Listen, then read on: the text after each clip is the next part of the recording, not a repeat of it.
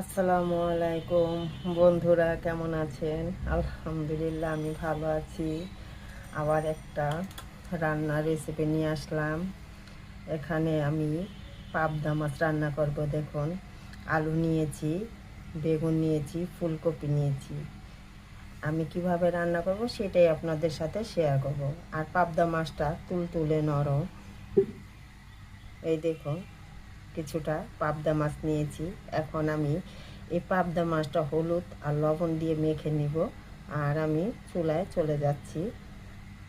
এই দেখুন, হলুদ আর লবণ দিয়ে মেখে নিলাম। এখন আমি কড়াইতে তেল দিয়ে দিয়েছি আগে। কড়াইটা বসিয়ে নিয়েছি আগে, আর তেলটাও দিয়ে দিয়েছি। আর তেলটা গরম হয়ে গেছে। এখন আমি মাছগুলো একটু ভেজে নিব। দেখুন, মাছগুলো একটু লাল করে ভেজে নিব। দেখুন, এইভাবে মাছগুলো ভেজে নিলাম। এভাবে সবগুলো মাছ ভেজে নিব। কড়াইতে কিন্তু একটু লাগে না, কারণ কড়াইটা যদি ভালো করে গরম হয় না, তাহলে আর মাছটা লেগে যায় না। এখন মাছটা উঠিয়ে নেব। দেখুন, মাছগুলো ভেজে নিলাম। এখন আমি এই তেলের মধ্যেই সব সবজিগুলো ভেজে নিব। তাই একটু হলুদের গুঁড়ো দিয়ে দিলাম তেলের মধ্যেই।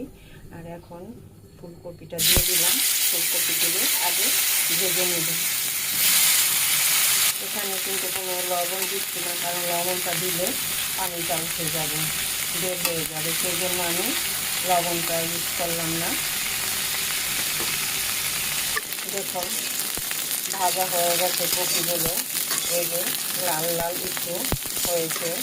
এই দেখুন কালারটা, এইভাবে ভেজে নিলাম। এখন আমি এগুলো উঠিয়ে নেব। দিয়ে দেব আর ওখানে কতখানি তেল, দিয়ে দেব হলুদের গুঁড়ো,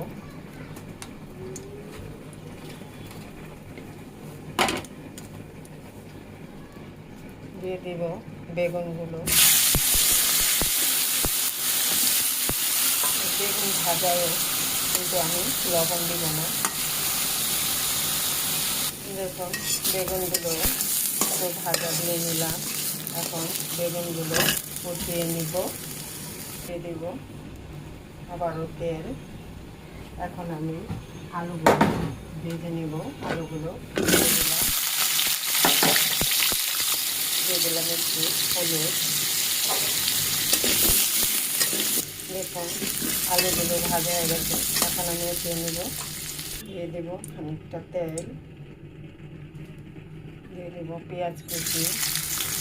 দেখুন, পেঁয়াজটা কিন্তু হয়ে গেছে। এখন দিয়ে দিব একটু আদা রসুন বাটা, জিরা গুঁড়ো, ধনিয়া গুঁড়ো, হলুদের গুঁড়ো। হলুদটা আর একটু পরিমাণে লাগবে। মরিচের গুঁড়ো, ঝাল আপনাদের পছন্দ অনুযায়ী আমি আর একটু দিয়ে দিলাম, কারণ একটু তরকারিতে যদি ঝাল না হয় ভালো লাগে না খেতে। দিয়ে দেবো একটু পানি। পানি দিয়ে ভালো করে ধুয়ে নেব। দিয়ে দেবো স্বাদ অনুযায়ী লবণ। দেখুন, মশলাটা কিন্তু তেল উঠে গেছে। এখন আমি সব ভাজা তরকারিগুলো দিয়ে দিব।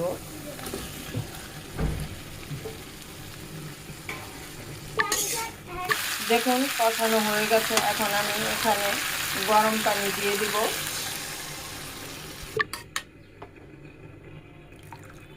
দেখুন, আর বেশি পানি লাগবে না, কারণ সবগুলি একটু ভেজে নিয়েছি। এখন আমি ঢেকে রেখে দেব। দেখুন, তরকারিটা প্রায় হয়ে এসেছে। এখন আমি মাছগুলো দিয়ে দিব এক এক করে, বিছিয়ে বিছিয়ে দিয়ে দিব। দিয়ে দিব সাথে টমেটো। এখন আবারও ঢেকে দিব। দেখুন, তরকারিটা কিন্তু হয়ে এসেছে। এখন আমি শেষ পর্যায়ে দিয়ে দিব ধনিয়া পাতা।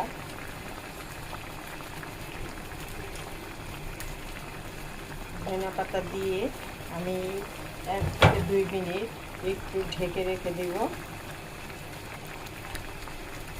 দেখুন, হয়ে গেছে কিন্তু তরকারিটা।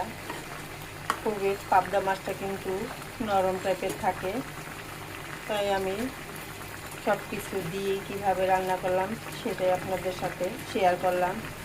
বন্ধুরা, যদি ভিডিওটা ভালো লাগে একটা লাইক, শেয়ার, কমেন্ট করবেন, কমেন্ট করে জানাবেন। এবং বন্ধুরা যারা নতুন নতুন দেখবেন তারা ভিডিওটি সম্পূর্ণভাবে দেখে আমার চ্যানেলটি সাবস্ক্রাইব করে দিবেন। আল্লাহ হাফেজ।